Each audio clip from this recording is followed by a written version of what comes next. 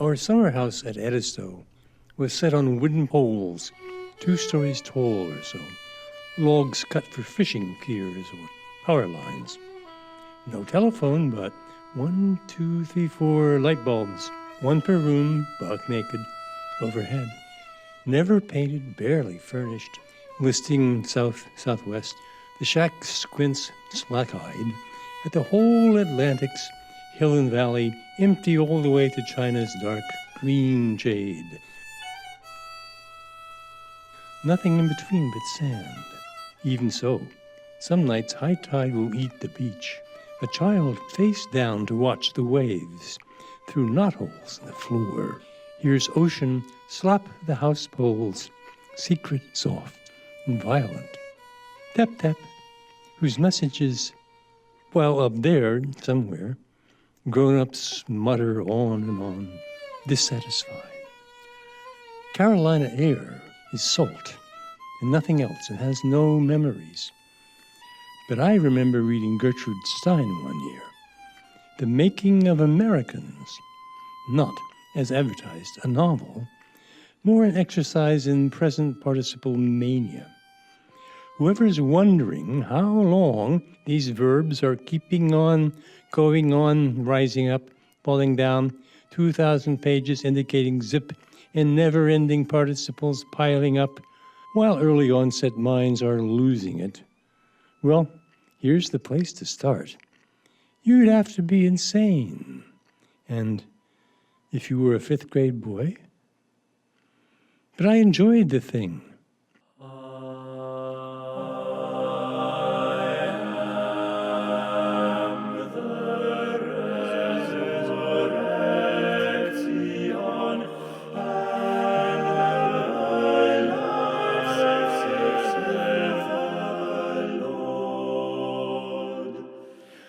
Around the corner from our house in town, a little public library let me take out any book I liked. Having blown through all the kiddie stuff, boys with dogs and boys with bows and arrows, girls with horses, teapots, giggling fits, I finally pulled a book at random from the adult shelf. The book was short. The sentences were brief.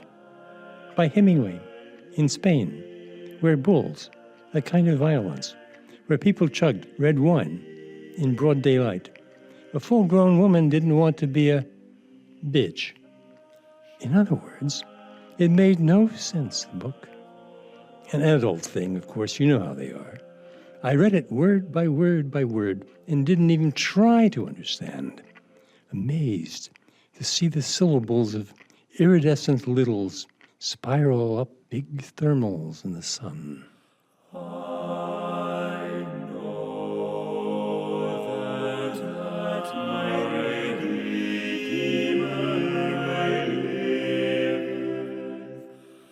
So, Gertrude Stein is not that big a stretch. My father comes across it on the table, tries a page, and sighs. So this is what they teach in school these days. My mother sighs as well, to show how tired she is of him, of me, of life.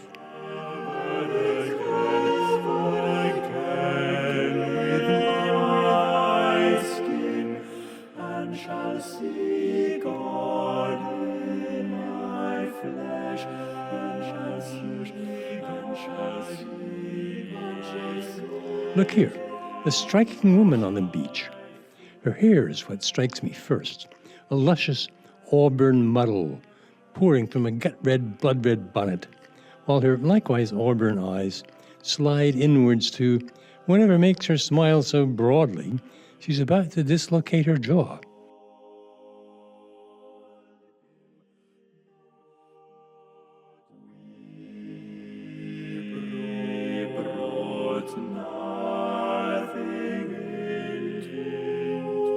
She's happy, yes indeed. She has no lower teeth. Indeed, no lower anything. The portrait of the sun maid on the raisin box displays a basket at her waist, piled high with grapes as big as tennis balls.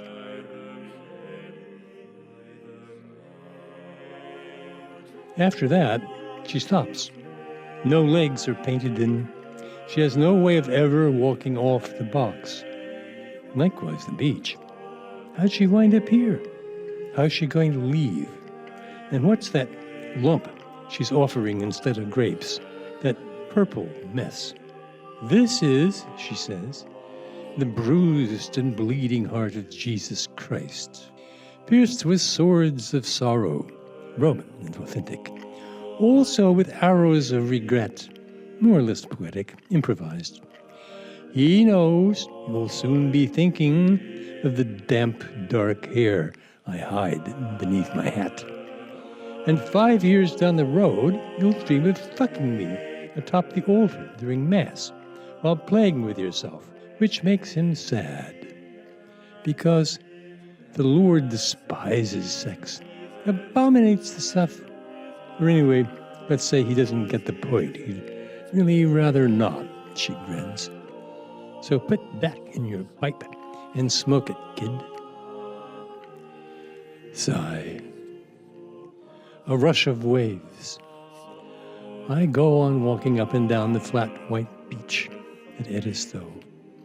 A particle participating in the present, tense, uncertain, sorry for myself, a melancholy child whose only vice so far, alas, is liking Gertrude Stein.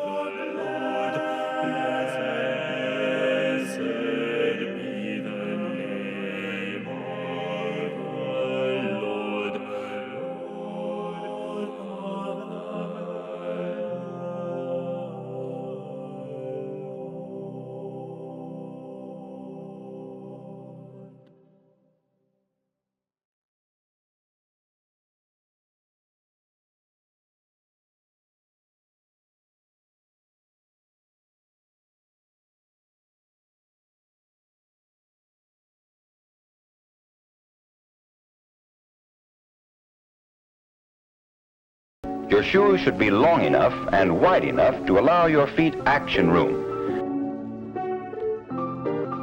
I'm Aunt Bee. This is Aunt Lil.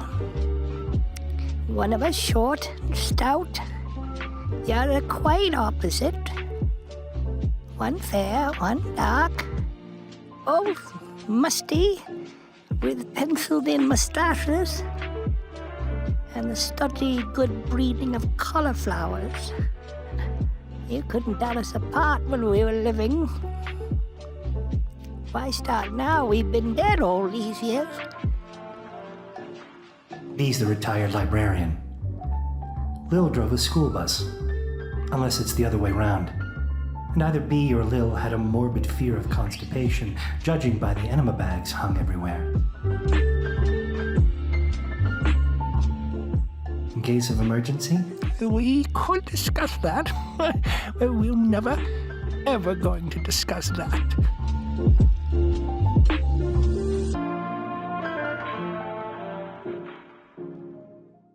You visit so rarely. Let's have fun. Well, let's plunk out hymns on the little upright. This is for you, Ed.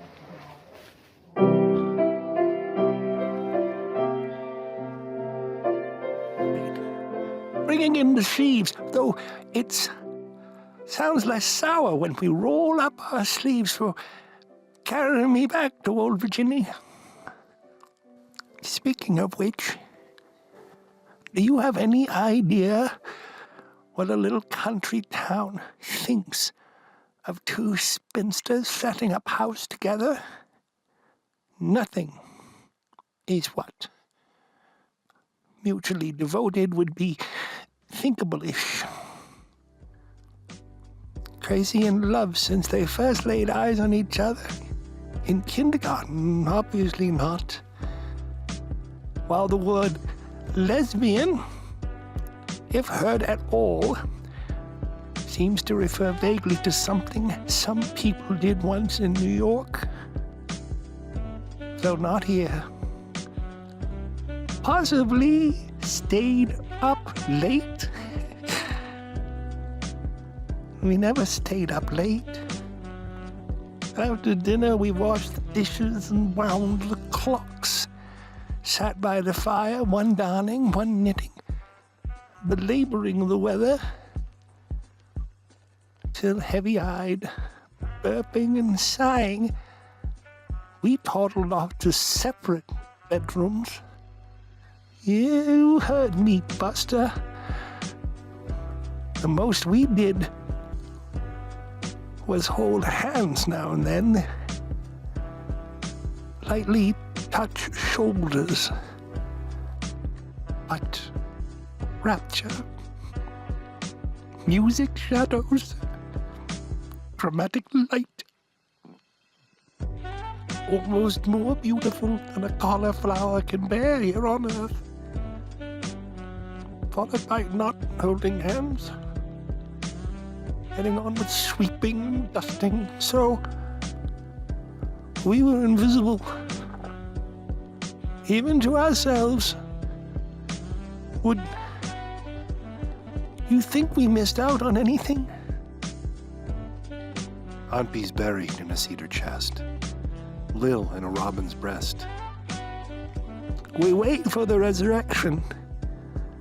Or not. Not for you. We aren't meant for you.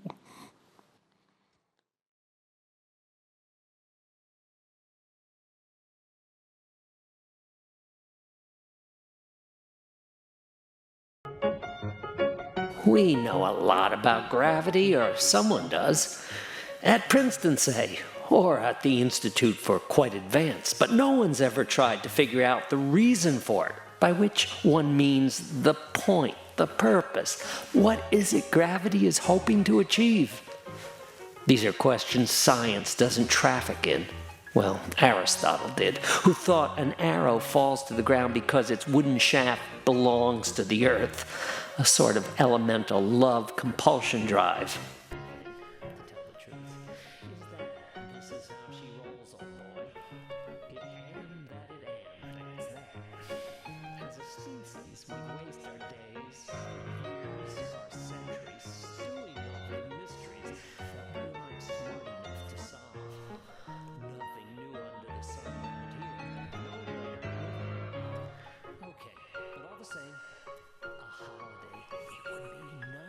If once, just once, pen fell